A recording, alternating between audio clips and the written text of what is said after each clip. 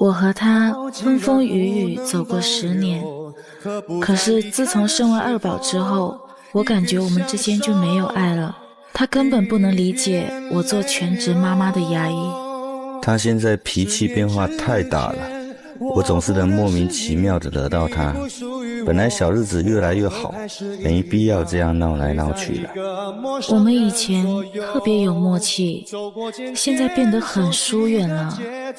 我希望他能把精力更多地放在我身上，不要让我对他彻底失望。他把太多的精力放在找我身上的毛病，我希望他能做回以前那个温柔懂事的女人。掌声有请这一对，有请。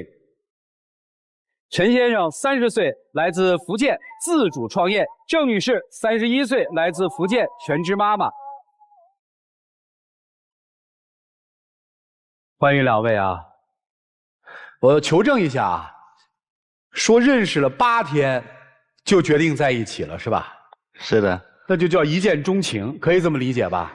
是的。那时候在我们公司的活动上认识的，他是我们请的一个嘉宾歌手，我刚好是活动的对接人。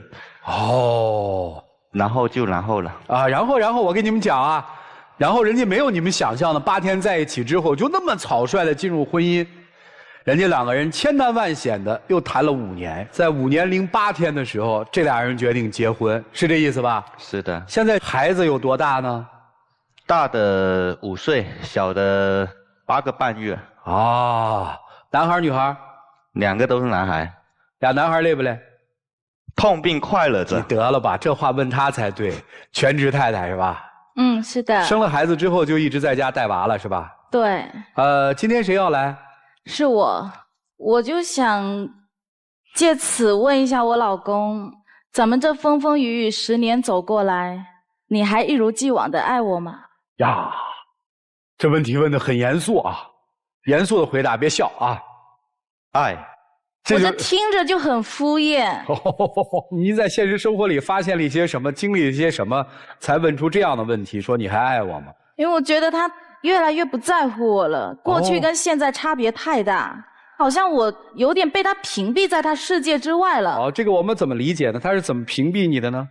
就是他对我有点挺不关心的，平时比如说我这有点不舒服啊，或者是我的心情不太好之类的，都跟他没有关系。哦，你希望听到的答案是？我希望听到他说老婆我爱你。哦，可是他每次都爱，这是爱。我来问问生活细节吧啊，这个资料上面说您自主创业是吧？忙吗？挺忙的。应酬多吗？多。每天晚上都要应酬吗？那也不一定啊，但基本差不多。1个月30天有28天都在喝酒啊。最让我害怕的是，我真的是想起来，我现在想起来我都一肚子的火。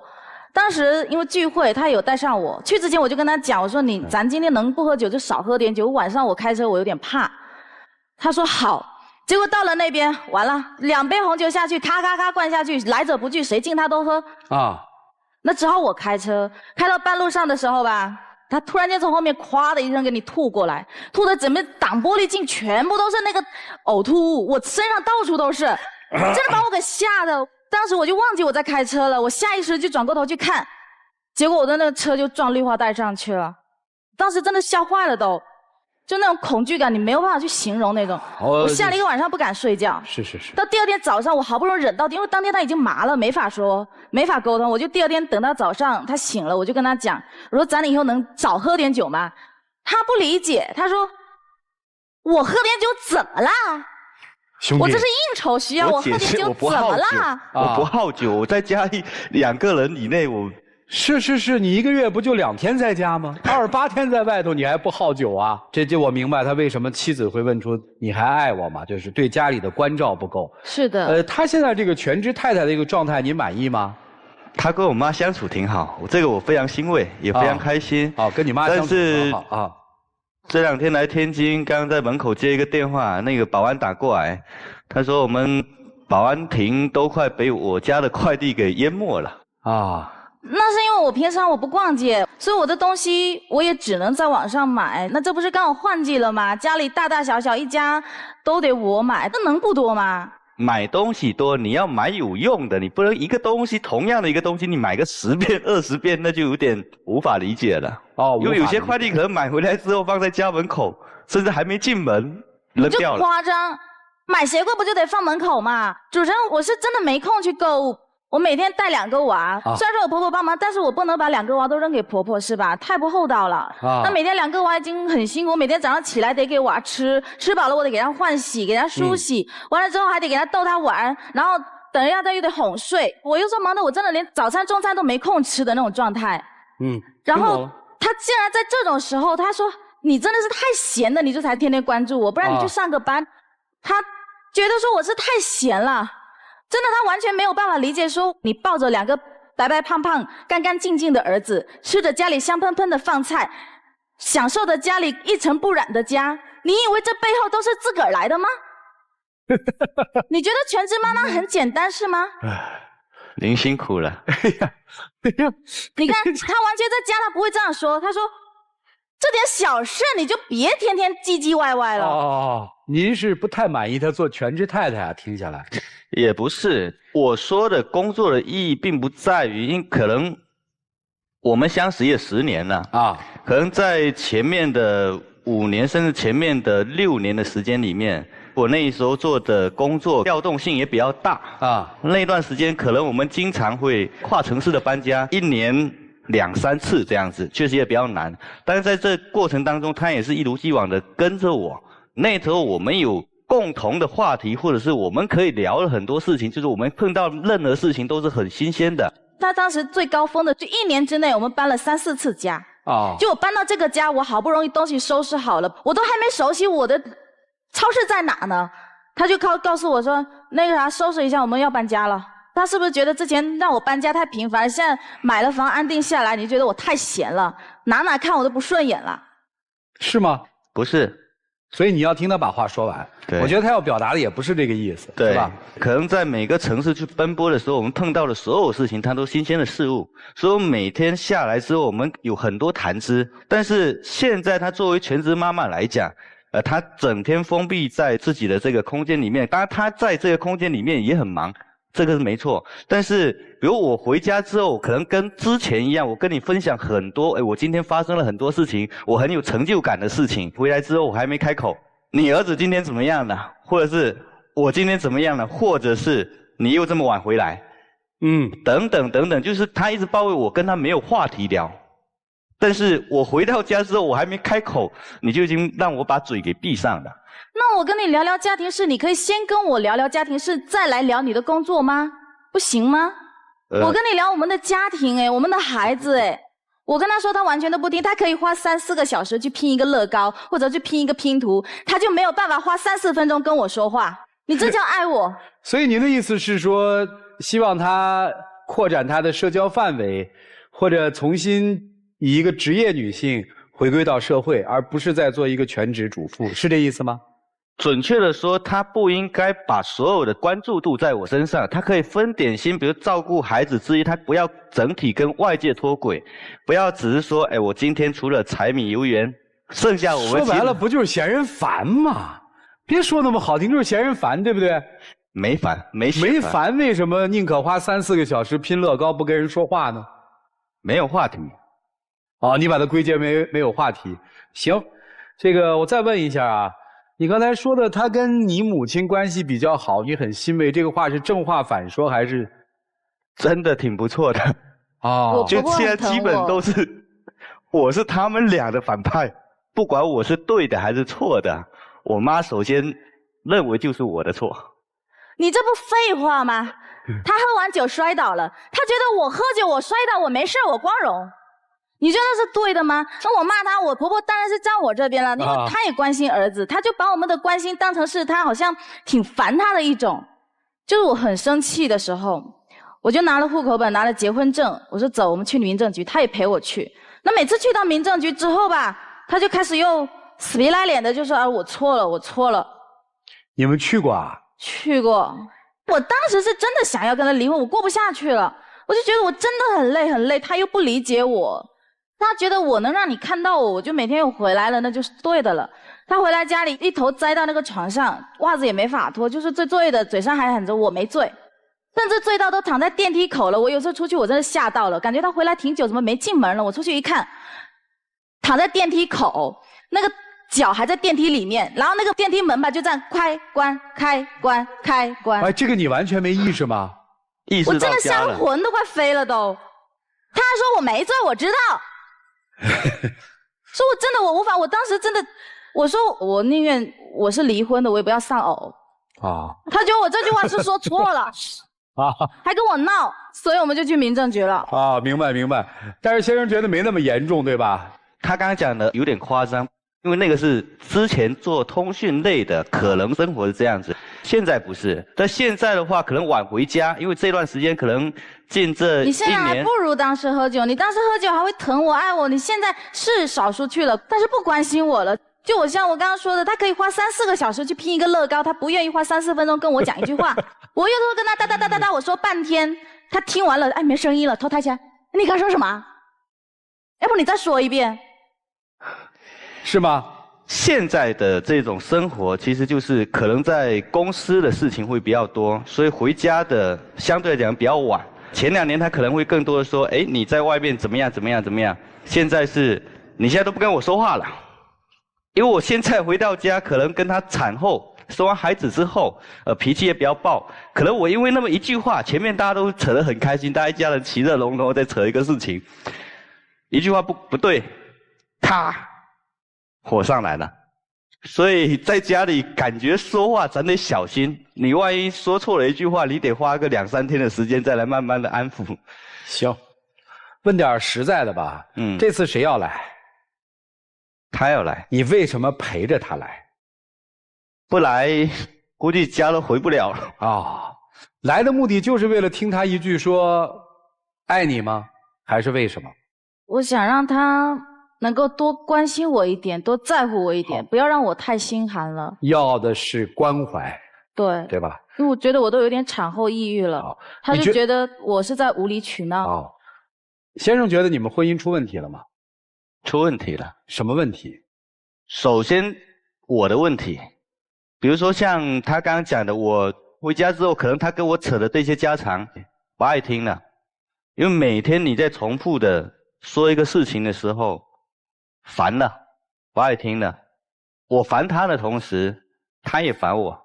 夫妻之间的有效沟通少了，很少，非常少。你觉得你们家现在最大的问题在哪？因为他喝酒，安全隐患挺大的啊。还有一个就是他，就是我觉得他没有以前那么爱我了，已经不怎么在乎我，好像我就觉得有点像是他家庭中的一个万能工具吧。就你负责生孩子、养孩子、带孩子、顾家里就好了，你别来烦我了。妻子说的家庭的最大问题，其实来自于感受不到丈夫对自己的爱，是吧？是的。还有一个自己被物化了，或者叫工具化。听起来好像挺热闹，但实际上你仔细想起来，在这个背后，两个人心里面可能都有一些不是滋味。你在感受到妻子那种对婚姻无奈的时候，你也可以感受到丈夫对这段婚姻的那种无力感。老师们，你们看看应该怎么办吧？我们一起进入丘比特问卷。可能很多电视前的观众听到你们俩的故事，会觉得无病呻吟，觉得俩人过得挺好的呀，听起来生活富足，一双麟儿，婆媳融洽，丈夫能干，妻子持家，挺好的。但其实你们现在恰恰是婚姻当中最危险的时刻。你们还记得两个人谈恋爱是因为什么会在一起吗？就是因为彼此吸引，就是因为彼此有说不完的话，就是因为8天的时候就一见钟情，就是因为我的眼里只有你，我的全世界都要和你分享。但是现在呢，你会觉得这个女人现在已经不懂你了。她在你的耳边叨叨的都是那些柴米油盐，她不懂外面的世界，她跟你没有共同语言。可是其实这并不是她的错，你们两个都没有错，你们都在努力的为这个家庭创造更好的条件，但是谁错了呢？是你们之间的感觉错了。我为什么说你太危险了？如果我没记错，他的原话就是，我不知道跟他说什么，我跟他没有共同语言。很多男人最后婚姻有问题，都是从跟妻子没有共同语言。他现在特别希望你走出你现在生活的这个圈子。第一，走进他的圈子。我相信他肯定曾经邀请过你说，哎，我们有一个朋友聚会，你要不要一起来？你拒绝了他。因为我孩子放不开。对，你拒绝了他。对。所以你应该走进他的圈子，跟他拥有共同的朋友，拥有共同的话题，走到他身边去，而不仅仅是把他拽回到家里来。第二，拥有你自己的圈子。你不一定要出去工作，你可能就是出去跟好姐妹们一起逛个街，喝个茶，晒晒太阳。然后你回来分享给他的内心感受，你洒在脸上的阳光都是完全不一样的。所以这一切都是靠你走出去，靠你走回来。1个月28天晚上在外面喝的不省人事，我的妈呀，路上说不定就撞了。危险吗？你有考虑过他们吗？你有考虑过你那2个儿子吗？你有考虑过你妈吗？你是一个有责任的人吗？对家庭？所以他不是一个特别物质的人，不需要你赚多大的钱，他可能更希望你能拿出很多的时间回归家庭，陪伴他，陪伴母亲，陪伴孩子。这就是你自己内心要衡量，你到底还要不要这一切。所以他就应该走出去，你就应该走回来。如果你们愿意迈出脚下的那一步，你们就会继续前行。如果不愿意，你们的婚姻正处在一个非常非常危险的境地。这不是你今天站在舞台上满面笑容就可以化解的危机，而是要真诚的思考，感恩对方为家庭付出的一切，好吗？希望你们思考，祝你们幸福。你们俩知道为什么之前你们到处奔波居无定所那会儿还是甜甜蜜蜜恩恩爱爱，相反问题却出现在安顿下来之后，你们有没有想过为什么？就是以前在居无定所的时候，可能有个共同点，我想要好的生活，但是我们现在安定下来了，我想让家庭过上的是生活，而不简简单单的只是为了生存。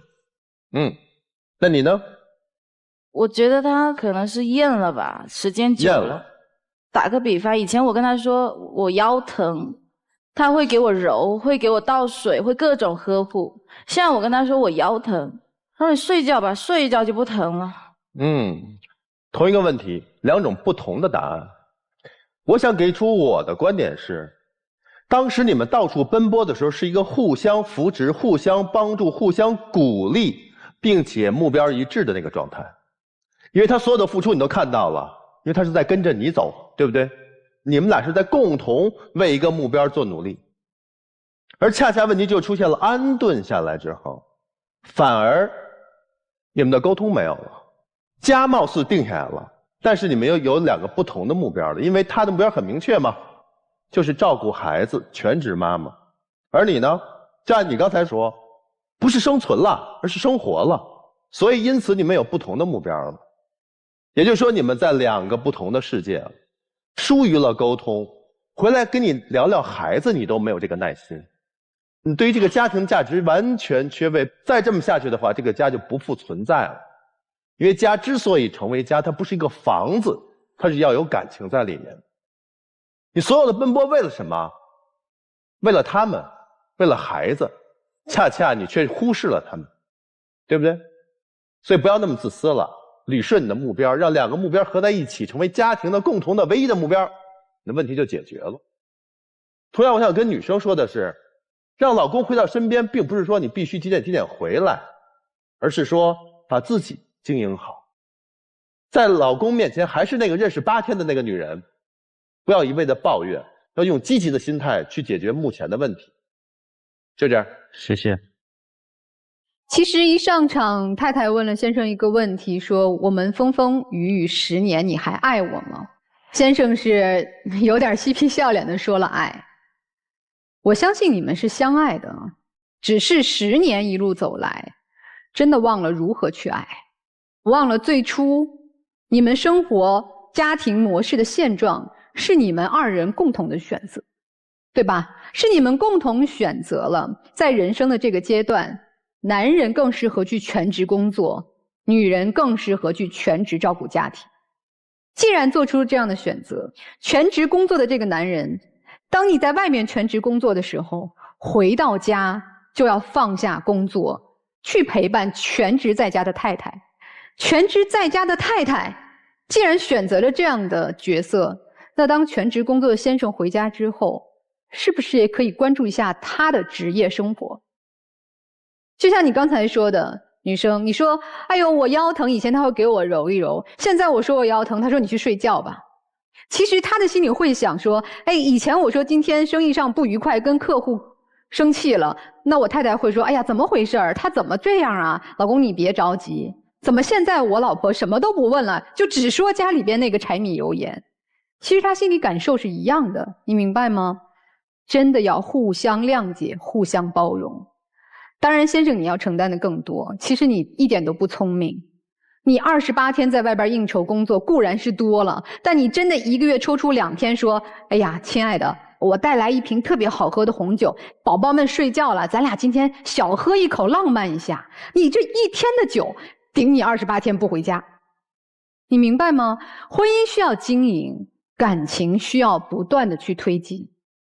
我们一定要在自己觉得生活很平淡的时候，找到让生活有亮色、有色彩的这个点，才能让彼此愉快的生活。现在你们的小宝还小，8个多月，那在这个阶段，真的先生，我要建议你多去关注他，多去关心家庭。即便是拼乐高也要带着爱人，因为在这个阶段他很不容易，他的世界只能是小朋友还有你。在这个特殊的时期，希望先生做的更多一点，去体谅一下全职太太的不易，也希望这个全职妈妈辛苦的同时，也去多关心一下自己的老公。我相信你们一定能度过这个人生的特殊的阶段，祝福你们，谢谢。要靠应酬去做的事业，其实是在刷存在感。你是不是觉得在家里是没有存在感？有啊，有存在感。有。但是你在刚才表述的时候，你可是说在家里没有存在感。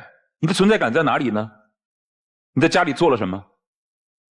家里还有什么事情是非你不可的？你告诉我。没有是吧？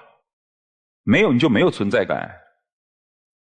你在外面那些天喝酒，真的都是为了工作吗？不是。工作和喝闲酒的比例是多少啊？你自己说。1半左右。啊，只有1半是为了工作，1半是为了喝闲酒，是吧？那为什么为了喝闲酒也不回家呢？宁愿在外面醉生梦死也不回家，是为什么呢？因为觉得回了家就烦，是吗？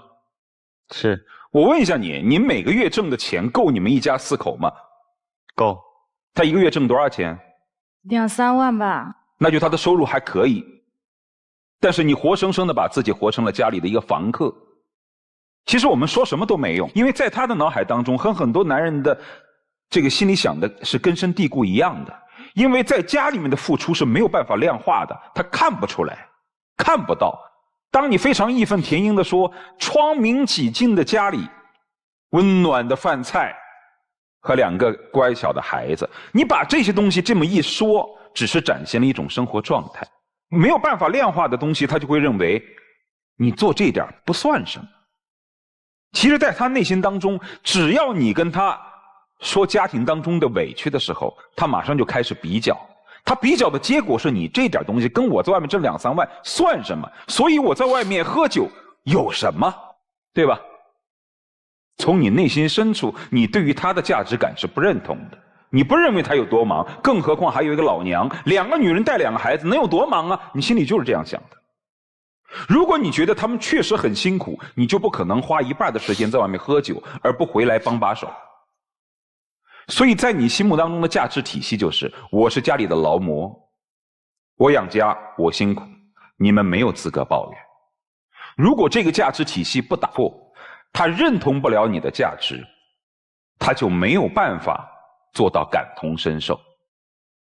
人与人之间最粗浅的方式就是听和说，但事实上现在很多夫妻没有用到这种最基础的交流方式，听不好好听，说带情绪的说。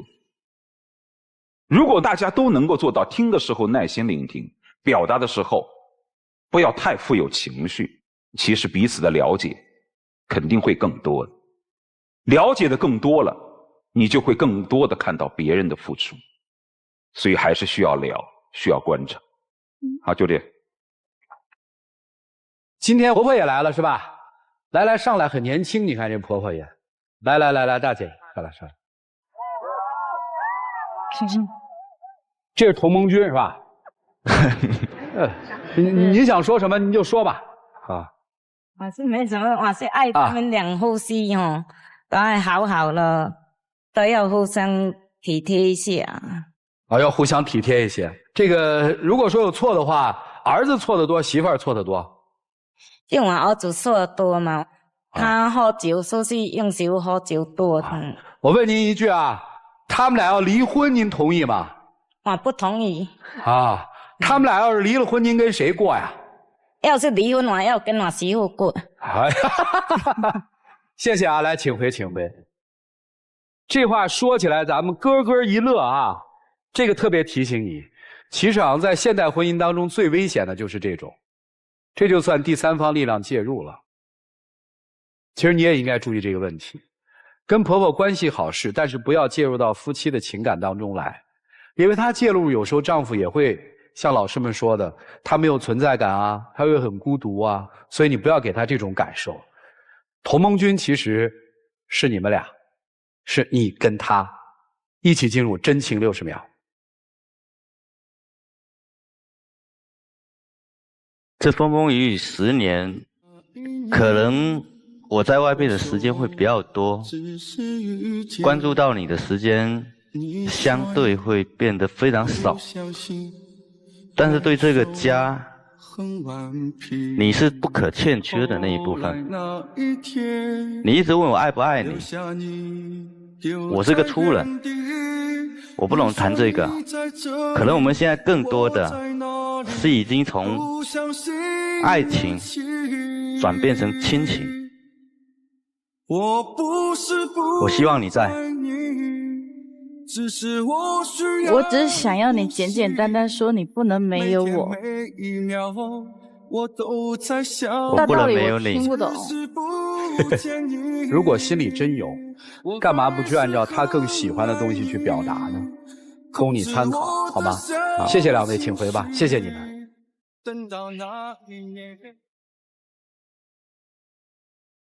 好，请关门，请开门。